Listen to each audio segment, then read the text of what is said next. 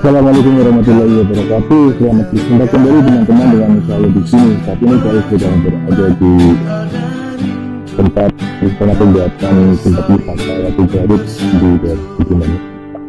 Oke.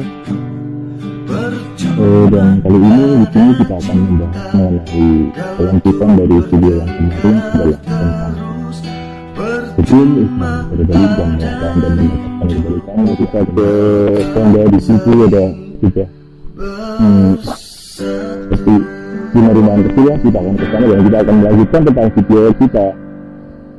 Akan saya bahas mengenai pertentangan antara keinginan dan khayalan harus didamaikan. Mari guys.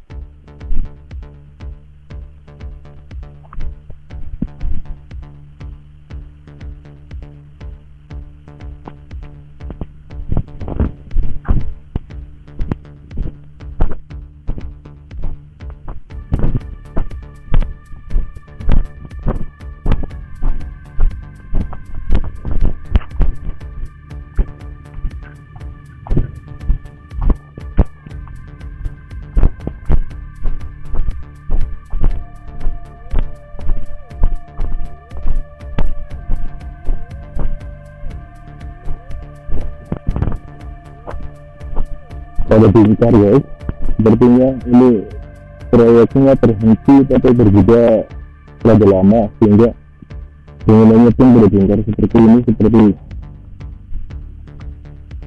habis kenapa gitu ya. Oke, langsung saja ya, tanpa berlama-lama lagi kita akan langsung membahas video kita langsung saja. Bentar ya, ini ada semut. Oke. Dan sekarang kita akan melanjutkan pada video berikutnya tentang mengenai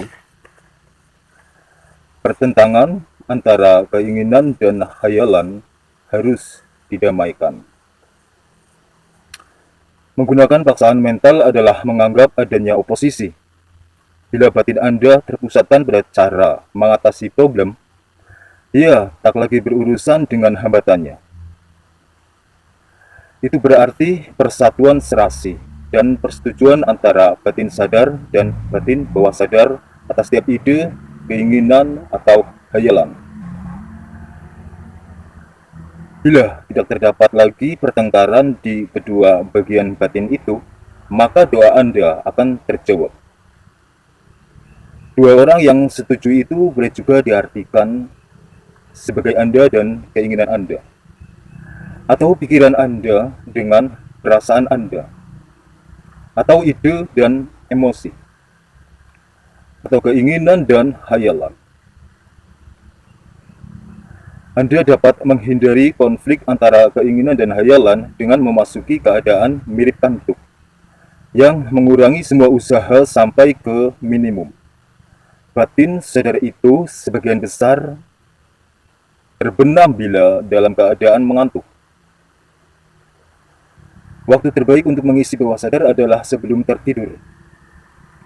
Sebabnya adalah karena penampilan terbesar bagi bawah sadar adalah sewaktu akan tidur dan sewaktu begitu bangun tidur. Dalam keadaan inilah pikiran negatif dan khayalan yang cenderung menetralkan keinginan Anda. Dan dengan begitu mencegah penerimaannya oleh bawah sadar tidak menampilkan dirinya lagi.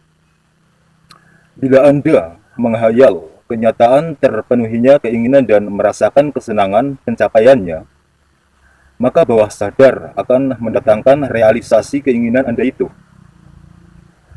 Banyak orang memecahkan problemnya dengan menggunakan hayalan mereka yang terkontrol, terarah, dan teratur.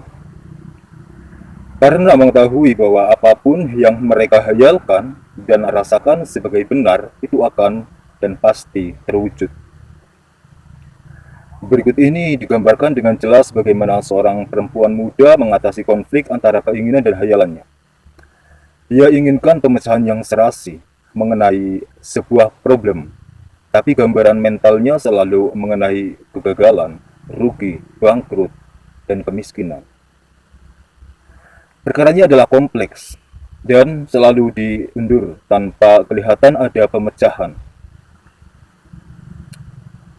Atas saran saya, ia masuki keadaan mengantuk tiap malam sebelum tidur dan mulai menghayal akhir yang memuaskan dengan merasakannya sebisa-bisanya. Ia tahu bahwa gambaran dalam batinnya harus sesuai dengan keinginan hatinya. Sebelum tertidur, ia menggambarkan sejelas mungkin pengacaranya sedang membicarakan hasil perkara dengan ia. Ia mengajukan pertanyaan kepadanya dan pengacara itu menjawabnya dengan benar. Ia akan mengatakan berulang kali, ada pemecahan yang sempurna dan serasi. Perkara ini telah diselesaikan di luar pengadilan. Pada waktu siang hari, bila pikiran takut memasuki batinnya, ia akan putar film mentalnya tersebut di atas. Ia gambarkan sejelas-jelasnya, bunyi, suara, dan kelakuan, serta senyumnya. Ia putar gambar mental ini begitu seringnya, sehingga menjadi sebuah pola subjektif. Pada akhir 3 minggu, pengacara memanggil dan menegaskan secara objektif apa yang ia hayalkan dan rasakan sebagai benar secara subjektif.